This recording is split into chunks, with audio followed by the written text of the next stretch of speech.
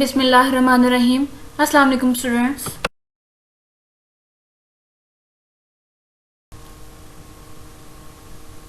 Today we are going to start our exercise of chapter number 4, which is environment and feeding relationships. So let's start our question number 1, which is complete each of the following sentences by writing the correct term. So number 1 is the basic source of energy for every ecosystem is sun. सन के बारे में हम लोग पहले पढ़ चुके हैं कि सन जो है वहाँ से हमें हर तरह की जो एनर्जी है वो हासिल होती है और उसी एनर्जी को यूज़ करते हुए हम डिफरेंट टाइप्स ऑफ एनर्जीज को बना सकते हैं. So sun is the basic source of energy for every ecosystem. Number 2, any living thing in the environment is biotic component. तो जितनी भी लिविंग थिंग्स हैं वो सारी की सारी बायोटिक कंपोनेंट्स में आ जाएंगी और जितनी भी नॉन लिविंग थिंग्स हैं वो एबायोटिक कंपोनेंट्स में इंक्लूड होंगी. Number 3, all the populations living in an area make a community. Several food chains overlap in a food web. Break down the bodies of dead animals and plants are decomposers. So decomposers जो हैं वो ऐसे organisms हैं जो animals और plants की dead bodies की break down करते हैं और उनसे जो nutrients हैं उनको soil में add करते हैं. Now there is question number 2. And circle the correct answer. The sunlight energy enters in an ecosystem through animals, plants, decomposers or water. जी, तो इसका राइट आंसर क्या होगा? प्लांट्स. प्रोड्यूसर्स से जो है हमारे सिस्टम में कोई भी एनर्जी ऐड होती है. Number 2 is organisms that make their own food are called consumers, decomposers, heterotrophs और प्रोड्यूसर्स. ऐसे ऑर्गेनिजम्स जो अपनी फूड खुद प्रिपेयर कर सकते हैं उनको आप क्या बोलोगे? Producers. Bacteria and fungi are decomposers. Which one is a producer in an ecosystem? Plant, hawk, lion, rat. इन सब में से प्रोड्यूसर कौन है? तो इसका आंसर क्या होगा? Plants. Plants are the producers. Which organisms have maximum amount of energy in a food chain? Producers are the organisms which have maximum amount of energy in a food chain.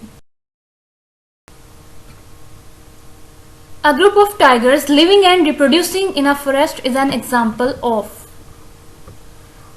तो इसका right answer क्या होगा? Population. Now there are short question answers. Question number 1 is what kinds of organisms are there at the start of most food chains? So the answer is producers are at the start of most of the food chains. Producers जो हैं उनसे कोई भी food chain start होती है. Next question number 2 is name biotic factors of an ecosystem. So biotic factors are living factors. So we can say that biotic factors of an ecosystem are plants, animals, fungi and microorganisms. Question number 3 is how are producers, consumers and decomposers related to each other? So the answer will be producers produce food which is consumed by consumers and decomposers decompose the dead bodies of consumers and producers. Further, question number 4 is define an ecosystem. So a system formed by the interaction of living organisms and non-living things in an environment is called an ecosystem. Question number 5 is what do you mean by community in an ecosystem? So the answer will be all the populations of different kinds of organisms living together in an area make a community. So यहाँ पर आपकी ecosystem की definition भी आ जाएगी और community की definition भी आ जाएगी. Next question number 6 is name the ways by which we can save our natural resources. So the answer is reducing, reusing and recycling are the 3 ways to save resources. Reduce means to cut down the use of resources. Reuse means not to throw away the things that can be used again. and recycle means to make new things from the used material. अब यहाँ पर extend your thinking देख लेते हैं, जो कि हमने साथ साथ डिस्कस भी किए थे. Explain why a limited plant and animal life is found in deserts. Its answer is, deserts have sandy soil and receive less rainfall. These characteristics do not support plant life in deserts. As a result, there is a limited plant and animal life found in deserts. So the question number 2 is, how is the sun important to the food supply of an ecosystem? So as we have discussed previously, that sun is the basic source of energy on the earth. Plants use light energy to make their own food.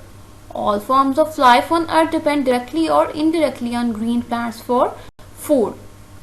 Next, question number 3 is, all the plants and animals of an aquatic habitat will find difficulties in living in other habitats. Why? So the answer is, all the plants and animals of an aquatic habitat will find difficulties in living in the habitats because aquatic animals and plants are adapted to live in water only. Question number 4 is, two kinds of birds live in the same tree. Kind A eat ants that live in the tree and kind B eat ants and caterpillars.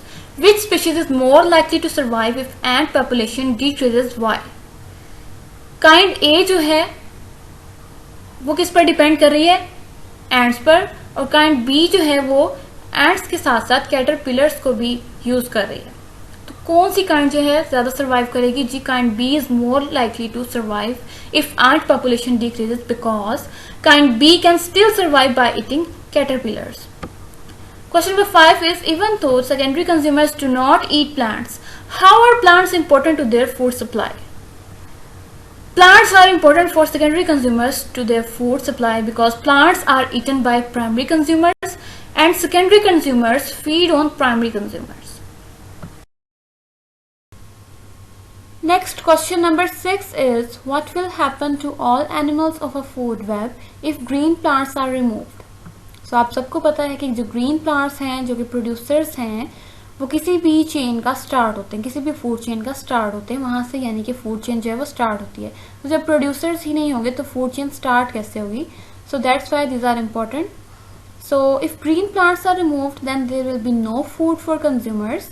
As a result the food chain will collapse.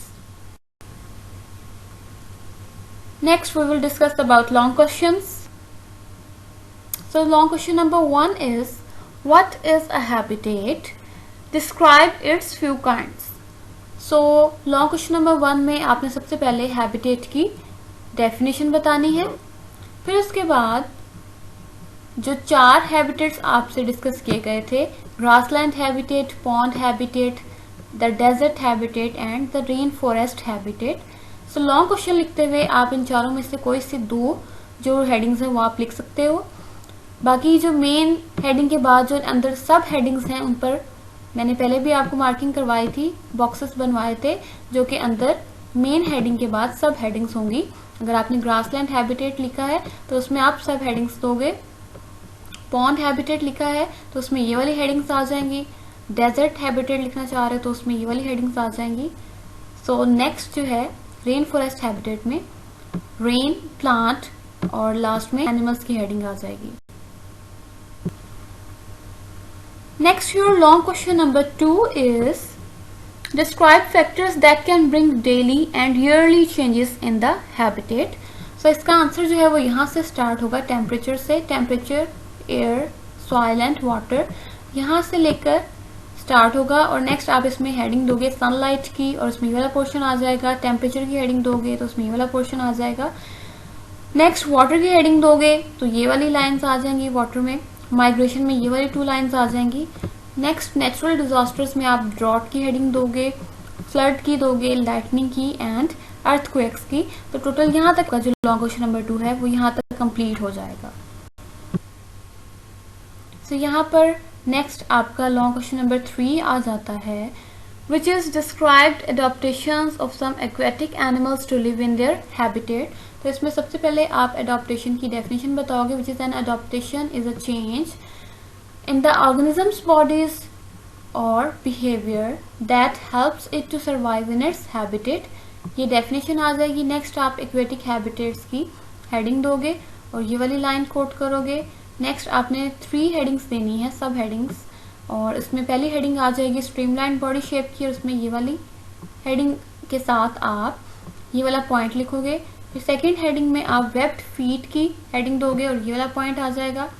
Next floating plants में आप ये वाला point लिख दोगे और यहाँ तक आपका लॉन्ग क्वेश्चन नंबर 3 जो है वो कंप्लीट हो जाएगा। Next long question number 4 is explain a food chain and a food web with examples. So इसका आंसर यहाँ से स्टार्ट होगा और इन तीनों लाइन्स के ऊपर आप फूड चेन की हेडिंग भी दे सकते हो और जो ये वाले 4 लाइन्स हैं इनके ऊपर आप एक्सप्लेनेशन की हेडिंग दे सकते हो। सो उसके अलावा यहाँ पर आपने जो एग्जांपल्स देनी है उसमें एग्जांपल नंबर 1 की हेडिंग आप इस एग्जांपल को दोगे, फिर उसके बाद एग्जांपल नंबर 2 की जो हेडिंग है वो आप इस एग्जांपल को दोगे। फिर नेक्स्ट ये जो 2 एग्जांपल्स बताई गई हैं इनमें से एग्जांपल नंबर 3 की हेडिंग यहाँ आ जाएगी और एग्जांपल नंबर 4 की हेडिंग यहाँ पर आ जाएगी। नेक्स्ट लॉन्ग क्वेश्चन नंबर 4 में फूड वेब के बारे में पूछा गया है। सो फूड वेब में स्टार्टिंग से ही आपने आंसर को लिखना स्टार्ट करना है। An organism can be a part of many food chains, यहाँ से स्टार्ट होगा और फॉर्म ऑफ अ वेब तक जो है आपका सेकंड पार्ट जो है लॉन्ग क्वेश्चन नंबर 4 का कंप्लीट हो जाएगा। इसमें आपने ये वाली जो डायग्राम है ये बनानी है। डायग्राम इस तरह से बनानी है कि आपने पिक्चर्स के बजाय यहाँ पर नेम लिखने हैं, जैसे plants, rabbit, jackal and line, और एरोज जो है उनको आपने ठीक तरह से मार्क करना है। तो इस डायग्राम की जो है आपने प्रैक्टिस अच्छी तरह से कर लेनी है। यहाँ पर आपकी बुक में एक क्वेश्चन दिया गया है, आपकी एक फूड वेब दिखाई गई है। आपने इस फूड वेब को देखते हुए क्वेश्चंस के आंसर देने हैं। Question number 1 is name the producer in the food web. Producers आपको पता है प्लांट्स होते हैं जो कि अपनी खुराक खुद बना सकते हैं। तो यहाँ पर प्रोड्यूसर जो है हमारे पास सीवीड है, तो यहाँ पर आप क्या लिख दोगे, seaweed. Next question is from where does the producer gets energy. Producer जो है वो कहाँ से अपनी एनर्जी लेकर अपनी खुराक तैयार कर रहे हैं, सनलाइट। सनलाइट को यूज करते हुए पौधे फोटोसिंथेसिस करते हैं और अपनी फूड प्रिपेयर करते हैं। Question number 3 is name 3 consumers in the food web. Consumers आपको पता है डेफिनेशन से कि जो कि अपनी फूड खुद तैयार नहीं कर सकते और प्रोड्यूसर्स पर डिपेंड करते हैं फॉर देयर फूड। तो यहाँ पर मिनो एंड ऑयस्टर एंड फिश जो है वो एज अ कंज्यूमर्स काम कर रहे हैं। Last question is write down 2 food chains in this food web. इस फूड वेब को देखते हुए आपको कोई सी भी इसमें से 2 फूड चेन्स लिखनी है। नंबर 1 पर seaweed as a producer eaten by minnow and minnow eaten by octopus, octopus eaten by seal। यहाँ तक आपकी एक फूड चेन होगी। सेकेंडली सीवीड से ही स्टार्ट होगी which is eaten by oyster and oyster is primary consumer, which is eaten by starfish which is secondary consumer, and this starfish is eaten by seagull which is tertiary consumer। यहाँ तक आपकी exercise जो है वो complete हो चुकी है। I hope सब क्वेश्चंस आपने देख लिए होंगे, इनको आपने अपनी कॉपीज में भी राइट कर लेना है।